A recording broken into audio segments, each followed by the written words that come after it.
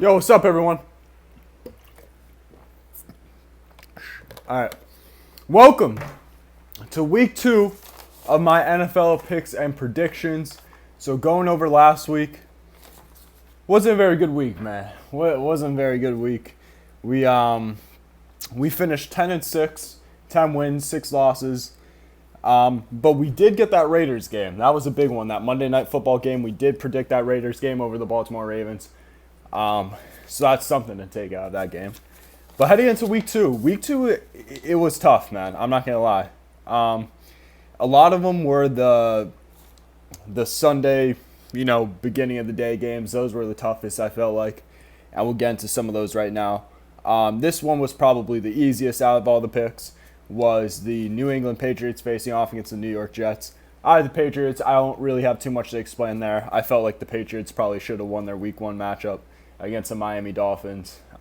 They were in field goal range, and then Damian Harris gave up that fumble, and Miami took the game away and won 17-16. Mac Jones actually looked really good, though, in his rookie debut. He looked composed, solid pocket passer. He looks confident.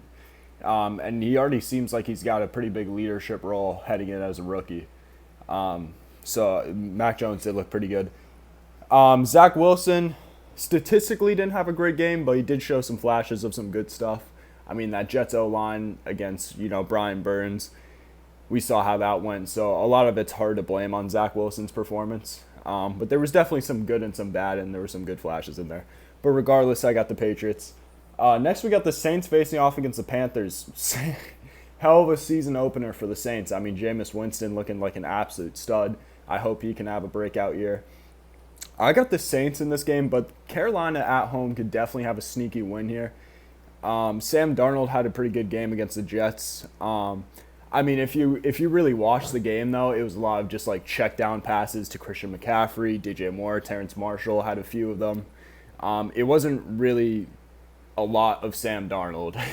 It was more of just like his playmakers being playmakers, which does make this Carolina team pretty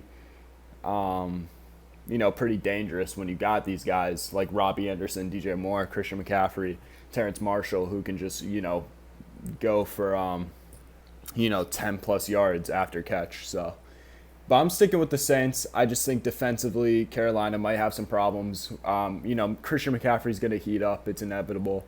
But I think Alvin Kamara and that Saints offense is also just going to be too much for that Carolina defense. So I think the Saints win this game on both sides of the football. But it should be pretty close. Next, we got the Raiders against the Steelers. This was my toughest pick of the week.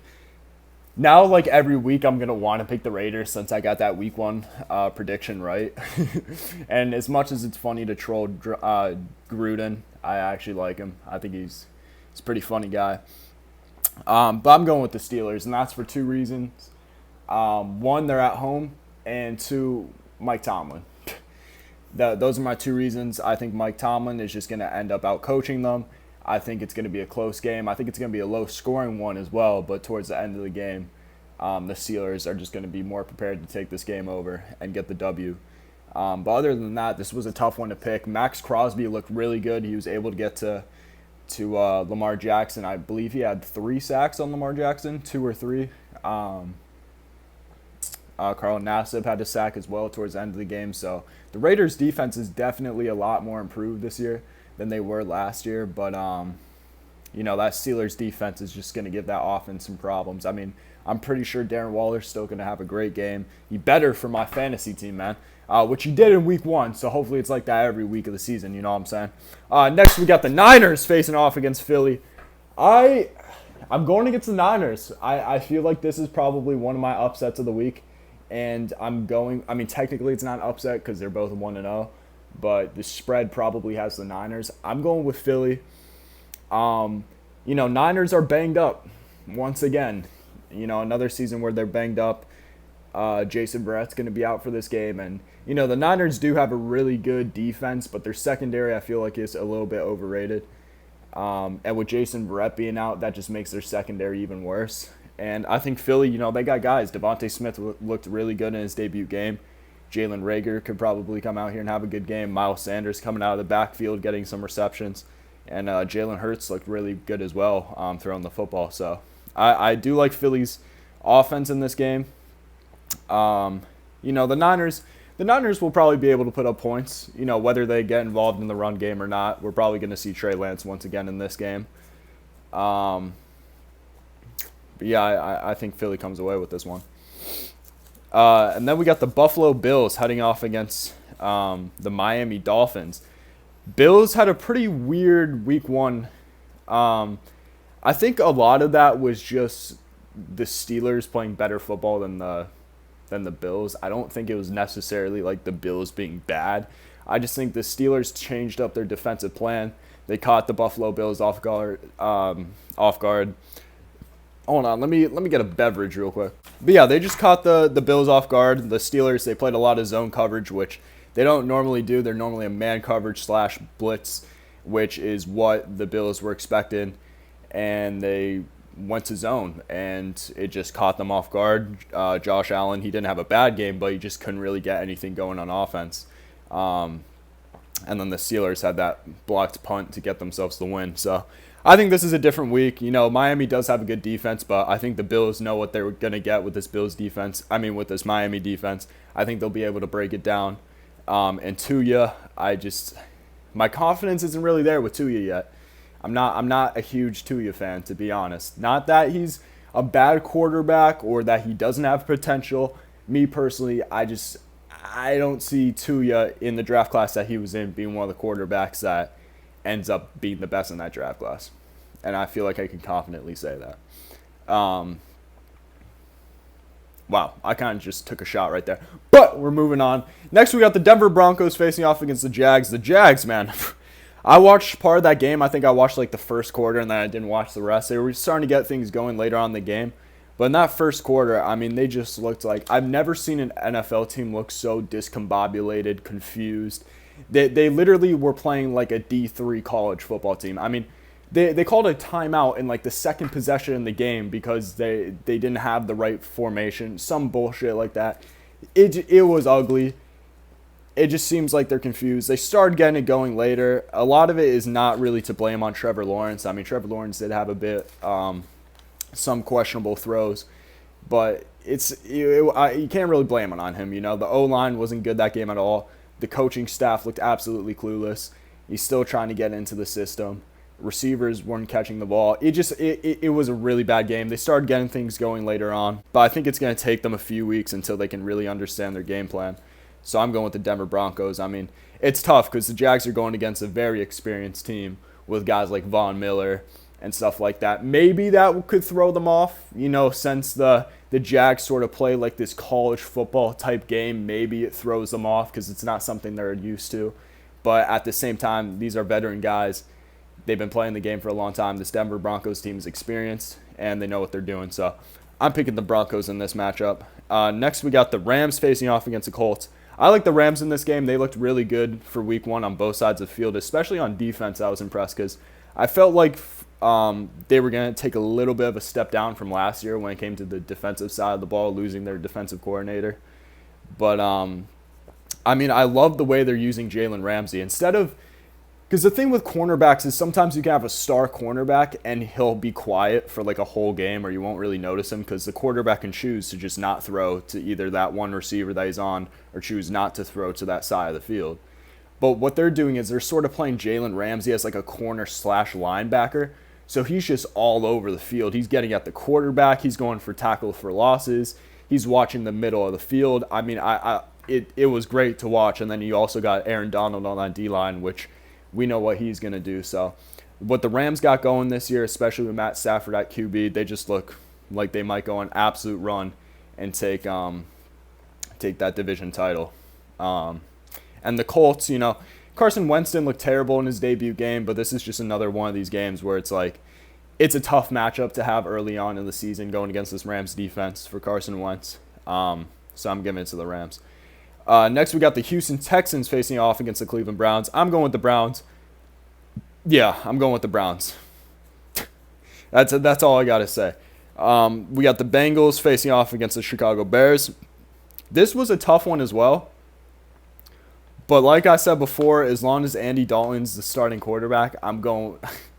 I'm going with the Bengals in this one. I think the Bengals will be able to, even though Chicago's got a good defense, I think the Bengals will be able to have some offensive production in this game. I mean, that receiving core is just too disgusting to not get yardage in games. So I think they'll be able to get the ball up the field.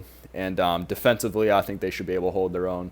I think we'll see a lot more Justin Fields in this game. Wish could turn things in a different direction. Andy Dalton with a little bit of a revenge game here against the Bengals. I still got the Bengals, though.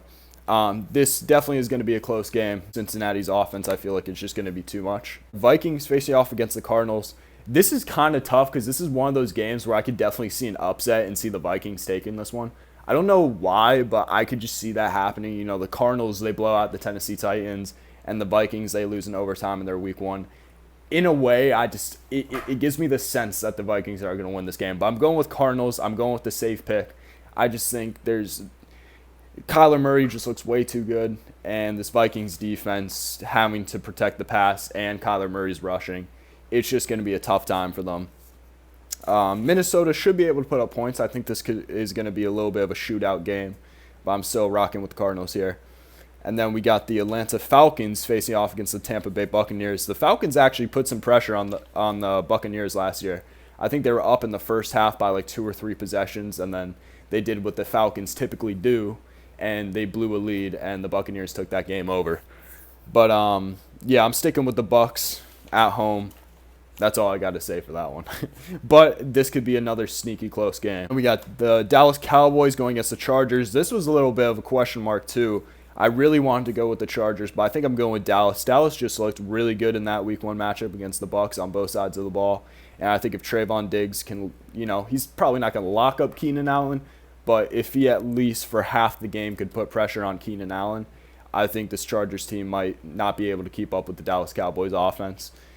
The Dallas defense does look better this year, though. I will say that. Secondary could still use some work. Trayvon Diggs does look good, though.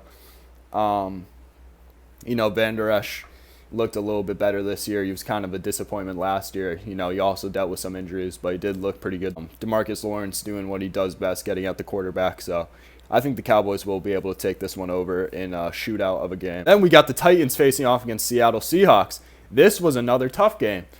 I think this one will as well be a shootout. I think we're going to actually see Julio Jones in this game.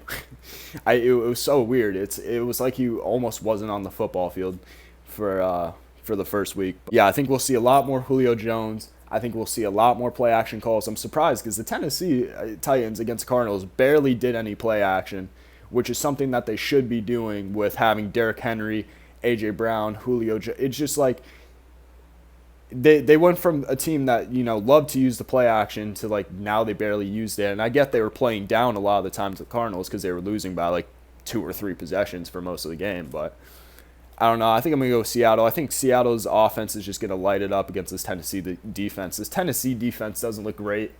I'm not going to lie. And Tennessee's offensive line also doesn't look very good. I think we might see a lot of Jamal Adams this game. And then to end off the last Sunday night football game, we got the Chiefs facing off against the Ravens. I'm going with the Chiefs. Not only do the Chiefs just always beat the Ravens, but the Ravens, they just don't look prepared yet. I know they're dealing with injuries and stuff like that. So I think once they start getting guys like Rashad Bateman back, other key players on this team on both sides of the football field, I think that's when we could start putting them in contention. But, to face the Chiefs in week 2, which is going to be tough, and I got the Chiefs in this matchup here. And then for the Monday night football matchup, we got the Detroit Lions facing off against the Green Bay Packers. Packers looked abysmal. I don't know what was going on there, but I think they come out here strong and blow out the Detroit Lions. And yeah, those are my picks for this week. So hopefully we can do better than 10-6 last week. Pretty bad week 1, but that's typically how week 1s go. You got to get a feel for things, get into the season. I'm confident with these week 2 picks. Let me know if there's anything you guys would change down below. And peace!